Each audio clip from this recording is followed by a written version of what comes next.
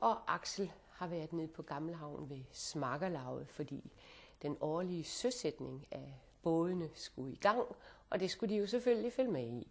Men her til sommer, nu hvor værftet er tømt, så sker der jo mange andre ting. Der er blandt andet en masse udstillinger.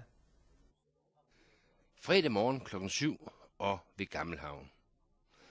Smakkelavet havde travlt med at klargøre lavets både, inden de skulle i Lillebælt til endnu en sæson. Båden, kaldt De to søskende, hejses op, efter de sidste pletmalinger er foretaget. Gad vidst, hvad man gjorde i gamle dage uden kranhjælp. Og så i vandet.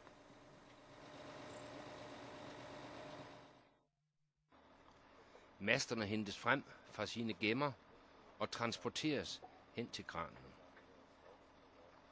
I gamle dage skulle der mange hænder til at assistere for at få masten på plads.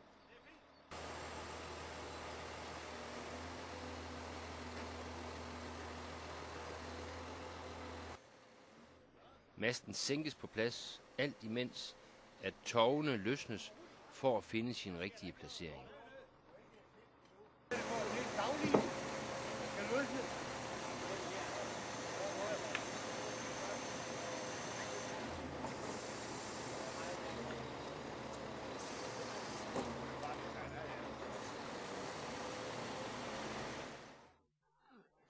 Nu skal båden finde sin sommerlige placering til manges beundring.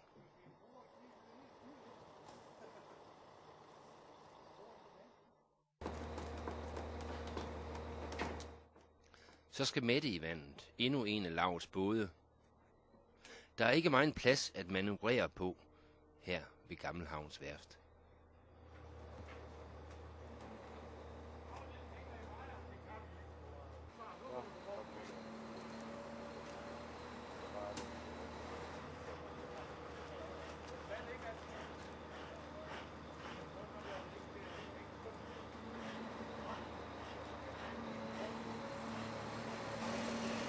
Er det Smakkelavs både, den her? Ja. Okay. Så har de en mere, der hedder Skjold. Ja. Den placeres nænsomt på ladet.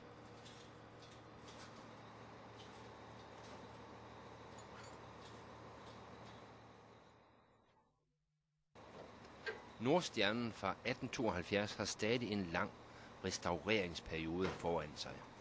Her ses skibsbyggeren, der er i gang sammen med sin kompagnon fra morgen til aften.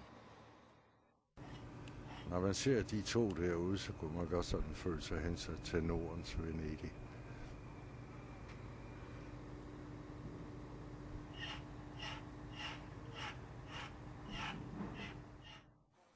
Endnu en båd, der har været til sin årlige eftersyn nede ved Smakkelavet. Den faste stab med formand og kasserer, oldermand og så videre, jo, de har kaldt lavets medlemmer af huse, og der er livlig aktivitet på Gammelhavn, lige netop denne morgen.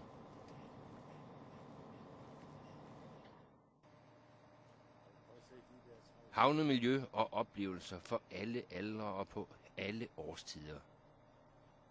Altid et besøg værd.